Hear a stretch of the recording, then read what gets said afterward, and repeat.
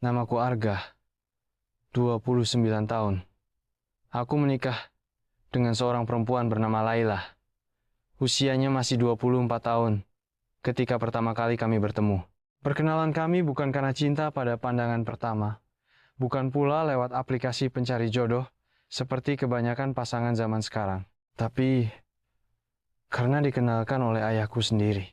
Ayahku, Pak Dimas, adalah manajer di salah satu usaha milik kenalannya. Dan Laila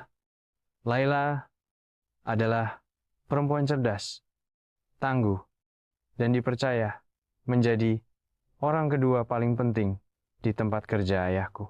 Aku tak heran mereka bisa dekat. Ayahku memang karismatik, dan Laila memiliki karakter profesional yang menenangkan. Tak pernah terpikir bahwa hubungan mereka yang awalnya kuanggap hanya sebatas rekan kerja, justru menjadi jembatan takdirku. Kami menikah dengan restu kedua orang tua. Laila menjadi istri yang sangat baik, lembut, sabar, dan sangat menghormatiku maupun orang tuaku. Hubungan kami tenang meski tidak penuh gairah. Tapi aku merasa cukup. Laila membuat hidupku teratur dan hangat. Sampai satu hari, ketenangan itu retak. Minggu lalu, Mama pulang ke rumah dengan wajah cemas. Di tangannya, sebuah lipstik berwarna merah marun. Ia menemukannya di mobil ayah. Ayahmu bilang ini punya Laila. Ucap Mama dengan raut bingung. Kalian kemarin bareng ya? Aku ikut bingung. Tapi Mama tidak mau mempersoalkan lebih jauh. Ia hanya ingin memastikan. Ketika ditanya, Laila mengangguk pelan. Iya, Ma. Itu lipstik saya. Maaf ketinggalan di mobil ayah. Mama langsung tenang. Aku pun tidak menaruh curiga. Sampai malamnya, segalanya berubah.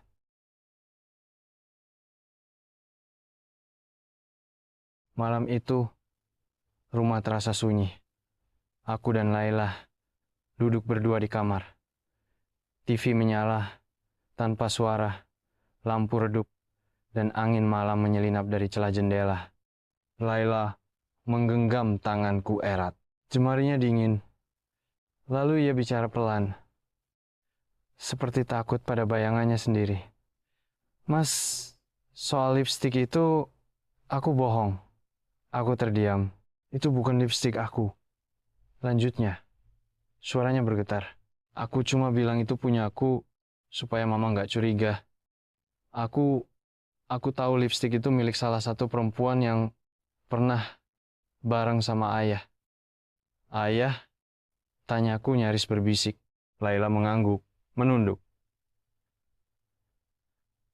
Aku nggak bermaksud nyakitin Mama atau Mas, tapi aku udah lama tahu. Ayah suka, ya begitu. Sering ganti-ganti wanita. Kadang ke hotel, kadang rental mobil lain. Tapi kemarin sepertinya dia lupa. Dan lipstik itu tertinggal. Dunia seakan berhenti, berputar. Aku tak tahu apa yang lebih menyakitkan, fakta bahwa ayahku melakukan itu, atau kenyataan bahwa istriku lebih tahu sisi gelap ayahku dibanding aku sendiri. Kamu kenapa nggak bilang dari dulu? Tanyaku, mataku mulai panas. Aku takut, Mas. Aku takut Mas marah ke ayah. Takut Mama sakit hati. Aku cuma pengen jaga keluarga ini tetap utuh. Laila menangis. Air matanya jatuh satu persatu, membasahi tangannya. Dan aku hanya bisa diam, membatu, menahan amarah yang menyelubungi kepala dan dadaku. Hatiku remuk. Tapi anehnya, aku malah memeluk Laila karena aku tahu dia menanggung beban yang bukan miliknya. Dan saat itu juga, aku sadar ada rahasia besar yang selama ini tertutup rapat dalam keluargaku. Dan aku harus memilih tetap diam atau mencari kebenaran, apapun risikonya.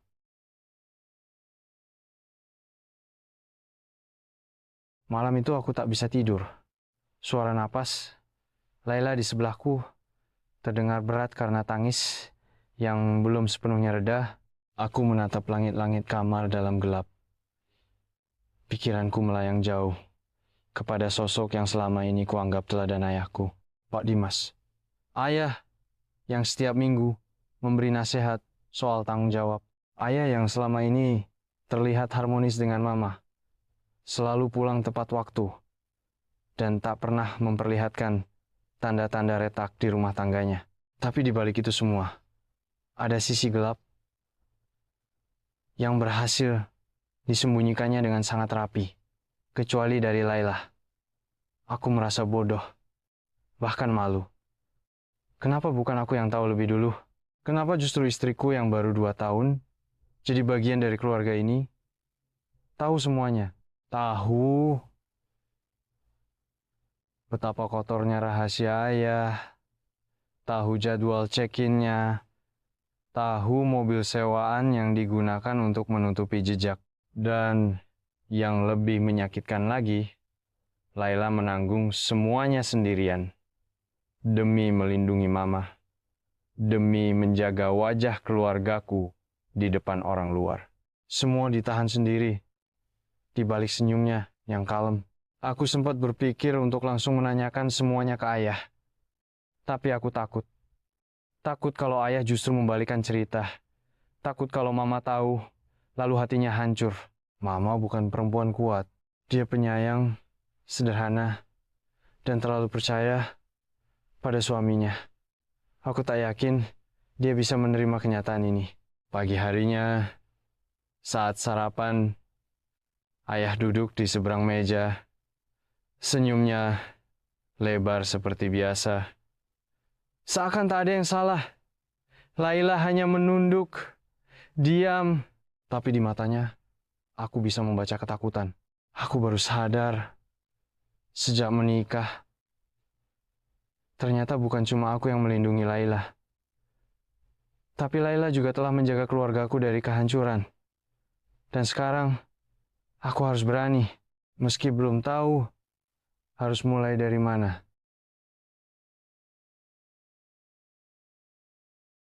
Saat badai emosiku belum juga reda, muncul satu nama yang membuat segalanya semakin rumit. Dinda. Dinda adalah sepupu jauh kuku, anak dari kakak mama. Sejak kecil, dia memang suka ikut campur urusan keluarga. Tapi setelah menikah, aku jarang bertemu dengannya. Sayangnya, minggu ini Dinda datang berkunjung karena ada urusan di kota. Dan seperti biasa, mulutnya tak bisa diam. Elah, kemarin kamu bareng Om Dimas ya? Ada yang lihat lo kalian turun dari mobil bareng. Di daerah hotel itu. Apaan tuh? Laila tersentak, matanya membelalak. Aku langsung berdiri. Din, kamu dengar dari siapa? Dinda nyengir sok polos.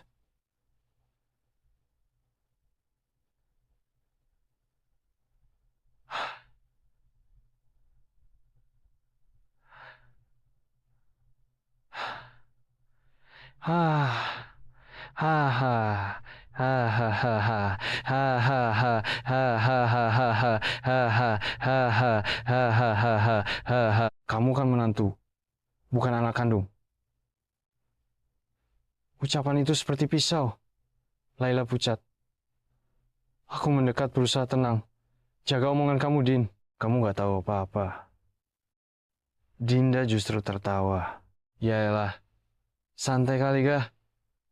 Aku cuma nanya. Jangan kayak orang habis ketangkep basah.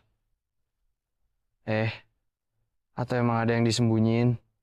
Aku menahan amarah sekuat tenaga. Laila sudah gemetar. Air matanya menetes diam-diam. Udah cukup, Din. Jangan datang ke rumah ini lagi. Kalau cuma mau nyebar gosip murahan, kataku, suara meninggi. Dinda masih nyengir sebelum akhirnya pamit dengan nada tak ikhlas. Tapi aku tahu, ucapannya tadi akan membekas. Dinda tak tahu apa-apa. Tapi dengan mulut cerewetnya, dia bisa membuat masalah membesar kapan saja. Dan saat pintu tertutup di belakangnya, aku tahu, waktuku tak banyak. Rahasia ini bisa pecah kapan saja. Dan aku harus mendahului waktu. Aku harus bicara dengan ayah.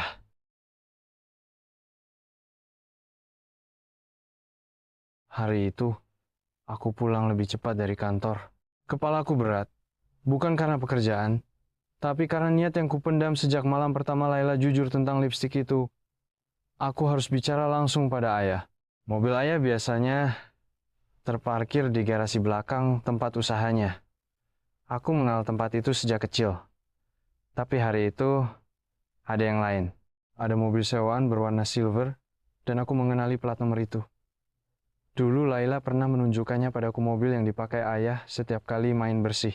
Tanganku gemetar saat menunggu dari balik kaca mobilku.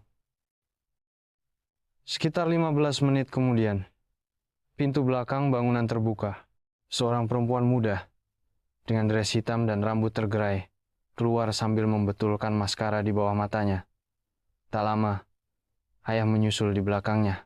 Jantungku berdetak kencang. Rasanya seperti tubuhku kehilangan tulang belakang. Sosok yang selama ini kuanggap panutan berdiri di sana dengan wajah tenang, bahkan sempat tertawa kecil saat perempuan itu mencolek pipinya. Seolah tak pernah ada beban. Aku turun dari mobil, tapi langkahku berat. Aku tak tahu harus marah, menangis, atau sekadar jatuh terduduk. Tapi sebelum sempat mendekat, ayah melihatku. Arga, perempuan di sebelahnya kaget dan langsung menjauh. Aku berdiri kaku. Tak ada kata yang keluar dari mulutku. Tapi tatapan mataku berkata segalanya. Ayah panik. Kamu salah paham. Ini cuma urusan kerjaan. Aku tertawa kecil.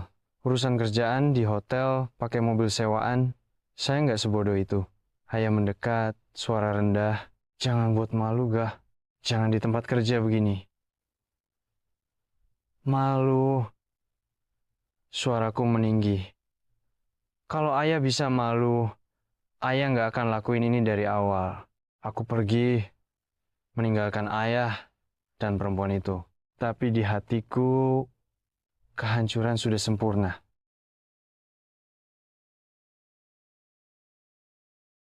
Malam itu hujan turun deras. Laila menungguku di ruang tamu, wajahnya cemas sejak aku pergi tanpa banyak bicara. Saat aku masuk rumah, pakaianku basah kuyup. Tapi bukan hujan yang membuatku lemas, melainkan beban yang sudah terlalu lama kupikul. Mas, kamu ketemu ayah? Tanya Laila pelan. Aku hanya mengangguk, lalu duduk di sampingnya. Mataku kosong. Aku lihat sendirilah, dia benar-benar lakukan itu. Dan dia nggak merasa bersalah sama sekali. Laila menggenggam tanganku, tapi malam itu aku malah menangis. Bukan karena pengkhianatan ayah pada mama, tapi karena aku merasa gagal sebagai anak. Aku merasa seperti hidup dalam kepalsuan bertahun-tahun. Laila memelukku erat. Aku tahu ini berat, Mas. Tapi kamu sudah kuat sampai sini.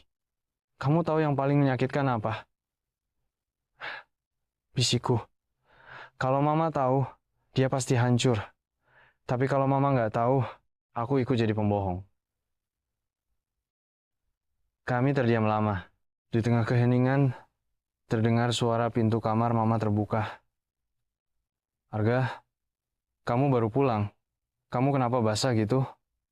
Tanya mama dengan wajah khawatir. Aku cepat-cepat menyeka wajah. Nggak apa-apa, Mah. Hujan tadi deras. Mama duduk di sampingku. Tangannya mengusap rambutku yang basah seperti waktu aku kecil. Jangan terlalu keras sama diri kamu sendiri, Gak. Kalau ada apa-apa, cerita ke mama. Ya? Ucapannya menusuk jantungku. Tapi aku hanya tersenyum palsu. Aku tak punya kekuatan untuk menghancurkan hati perempuan sebaik mama malam itu. Dan saat mama masuk kembali ke kamar, aku sadar, waktu tak akan banyak. Rahasia ini seperti bom waktu, dan kapanpun bisa meledak.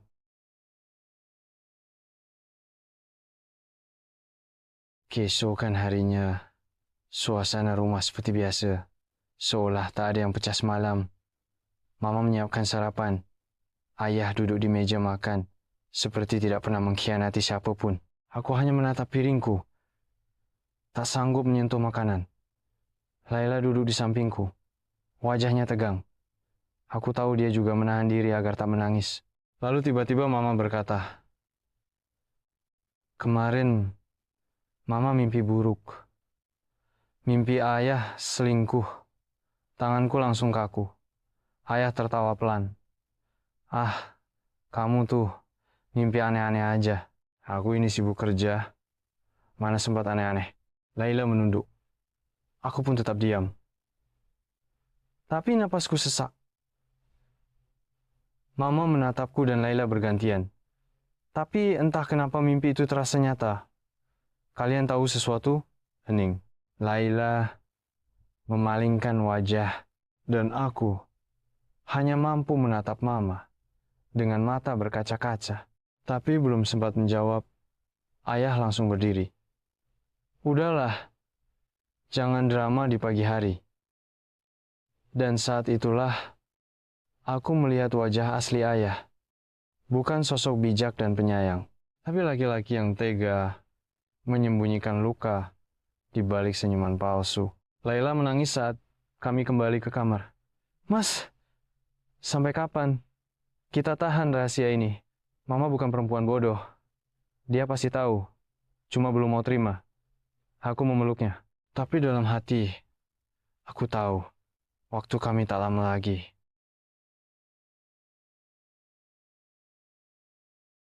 Malam itu aku duduk di ruang tamu, menatap foto pernikahan ayah dan mama yang tergantung di dinding. Foto itu tak lagi sama bagiku. Wajah bahagia mereka kini seperti topeng. Aku memanggil mama dan memintanya duduk. Laila ikut duduk di sampingku, memegang tanganku erat. "Ada yang ingin aku ceritakan, Ma," kataku dengan suara pelan tapi pasti. "Ini soal ayah." Mama mematung, tapi tetap menatapku. Aku tahu, ini akan menyakitkan. Tapi lebih sakit lagi kalau Mama terus dibohongi. Laila menangis pelan. Aku melanjutkan cerita. Tentang lipstik, tentang mobil sewaan, tentang perempuannya, tentang semua kebusukan yang selama ini kami sembunyikan. Dan saat aku selesai, Mama hanya diam. Air matanya mengalir perlahan. Tapi bibirnya tetap tersenyum. Senyum hancur yang tak pernah ingin kulihat seumur hidupku. "Terima kasih, Ga. Kamu laki-laki sejati karena berani jujur. Biar Mama yang hadapi ayah sekarang." Dan malam itu, rumah kami berubah. Tidak lagi hangat, tapi penuh keputusan. Ayah menolak semua tuduhan. Tapi Mama tak membalas dengan amarah, melainkan dengan koper di tangan dan langkah pasti keluar dari rumah. Kami tak menahan, karena untuk kali ini, membiarkan seseorang pergi adalah bentuk cinta yang paling tulus. Jangan lewatkan kisah berikutnya yang jauh lebih menguras emosi. Tulis pendapatmu di kolom komentar. Dan jangan lupa like, share, dan subscribe agar kamu tidak ketinggalan episode selanjutnya.